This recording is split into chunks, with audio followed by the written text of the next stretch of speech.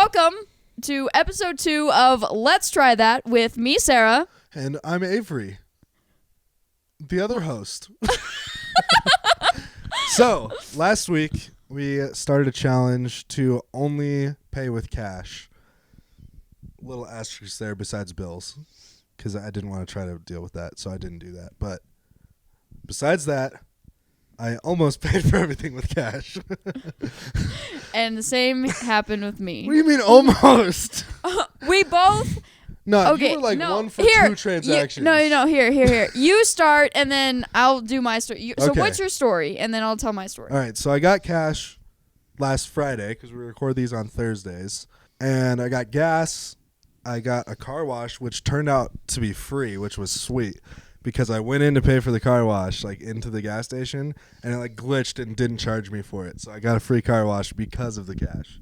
So that was pretty cool. And then the next day, I went to the grocery store, and I needed a lot of groceries, and I ended up not having enough cash to pay for the groceries, like while I was at the checkout. So I paid for groceries with my card. Yeah. Other than that, I paid for everything with cash. Yep. So what happened with me is the same kind of story that you had at the beginning. It was right after we discuss the challenge. The next morning, Friday morning, I went to the ATM, and I personally only got $15-$20 of cash. Yeah, I guess I should say I got like $400. Yeah. So he got around $400, but I got around $15-$20 because I knew personally that I wasn't going to spend that much this week. So right. I only got the amount that I thought I would spend, and I ended up spending that full amount, that $15-$20, but about the 5th day into the challenge, I went out with one of my friends to Shamrock, and we had dinner. I only had my debit card, my credit card. So didn't have any cash, huh? So do coins count as cash? Because I had 4 quarters. Yeah, coins count. We talked about that. Yeah. But I only had 4 quarters. I can't pay for both of our meals with 4 quarters. What are you talking about? Gets a pack of gum. You didn't share something from the dollar menu? We weren't even at McDonald's. You wouldn't even be able to get a dollar menu item because of tax. I didn't have the cash to pay for the dinner. And so I spent around $20 that evening with my credit card. Okay, that's fair. So you spent less when you cheated, but I feel like my reason for cheating is a little more justified. Similar, though. So the thing with my groceries is, like, I don't know why it was more expensive than I thought. I was literally, like, to the dollar, like, $20 short in cash. So personally, I think, well, let's talk about the pitfalls first. It was difficult.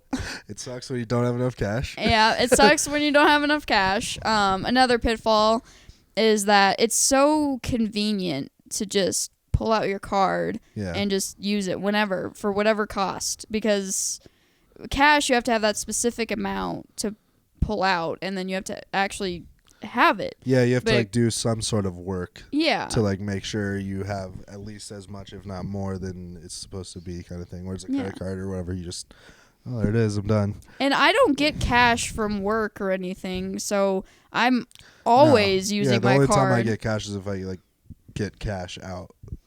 Yeah. I don't like just regularly get cash from anywhere. Yeah, exactly.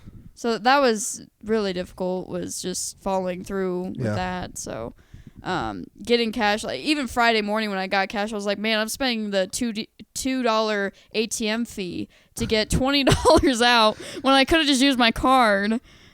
And I didn't have to spend the extra $2. But this leads me into like the things that I enjoyed about this challenge, which was I didn't spend as much as I usually do in a week, which, I mean, that was pretty awesome. Usually I spend around $50 a week, depending on what I get. Some days less than others, but yeah, around $50 a week. And I don't know if I spent less, honestly. I had a lot of change in my pocket all week. Yeah. I still do right now. Yeah, it really helped when we went and played pool because we always had quarters.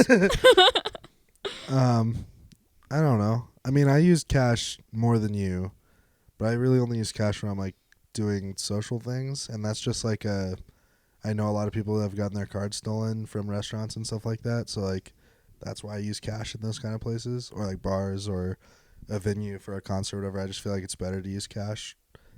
It's probably not, but I don't know. I mean, there's definitely no way to like steal my cash from me. You know what I mean? Like, so that's, other than that though, I pretty much don't use cash. Like, especially like, I'm not going to buy $100 worth of groceries with cash kind of thing. You know what I mean? I don't know. So what do you like about it? What did you like about this challenge? I don't know. I feel like it feels different to like pay with like physical money. It definitely just like feels more like you're spending money. Because like we talked about last week, it's just like very obvious. It's like, oh yeah, I have one less $20 bill now. Like, but I don't know if that necessarily made me spend less money. It just like made me more cognizant of the money I was spending, I think. See, for me, it made me spend less because I didn't want to go to the ATM to spend a little bit more to get more cash. So then I was like, well, I'm just going to not spend it all. And I actually have to get gas, but I waited until... Cut this out. Just kidding. And so I came here, and then we're going into the next challenge. Like, this is my mindset. You sabotaged the challenge. This is like a twisted way of thinking of this challenge. I hate that I'm thinking this way, but it's just, for me, I just don't want to go do the extra work to get the cash and then spend the fee at the ATM and just go through all of this work just to pay cash. So in the end, I think, is my life changed because of this challenge? No.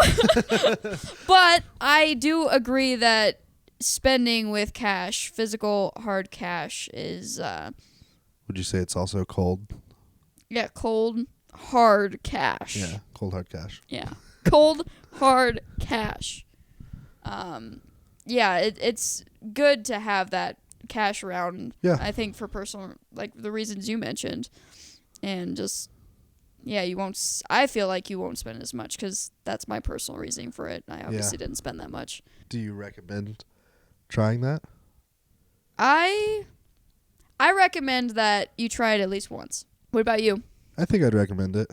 I think it's good practice for some reason. I can't really say why, but it's just like, I think it's just an interesting thing to do. So we're not going to try. We're going to read 30 minutes every day for 7 days. Yep. That's more than I've ever read, like, for that amount of time each day. I've tried like the 10 minutes a day a lot, but it doesn't last very long, and 30 minutes is, believe it or not, 300% of 10 minutes. Whoa. You heard it here. 300%. So we're going to try that. No, we're going to do it. We're not going to try it. Well, then we got to rename this podcast. Let's do that. Let's do that. It's only 7 days. We can do it. 30 minutes, 7 days. I mean, if we have to stay up till 3 in the morning, we're going to do it. Right? Are we saying it has to be 30 minutes straight, or could it be like 15-15 depending on the day? That's a good question. I think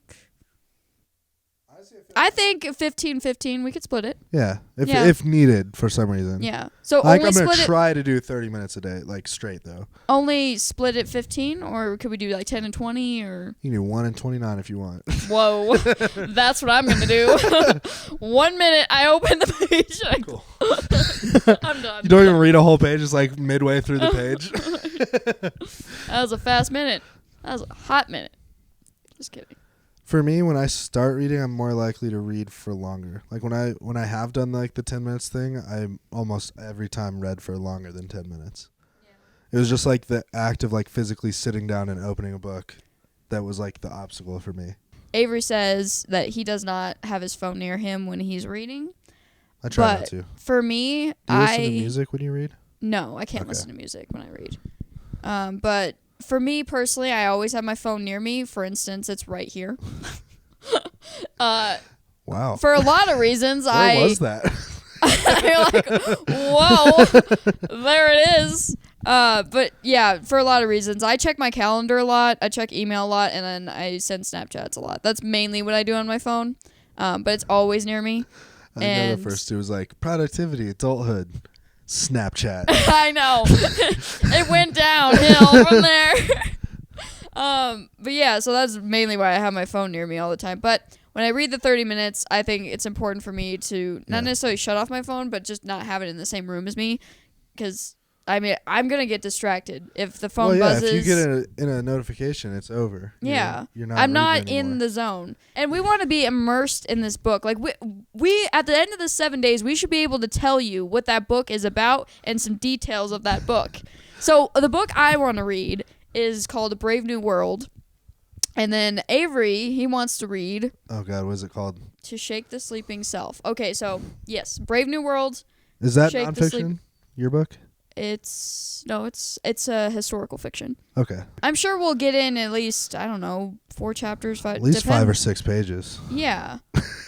Oh, I thought you were saying. See, I'm like, yeah, chapters. And then he's like pages. I'm like, I am a slow reader, though. I'm a really slow reader. Anyway, so that is the end of this episode on our podcast, and we will catch you in the next video. When we're more acknowledged.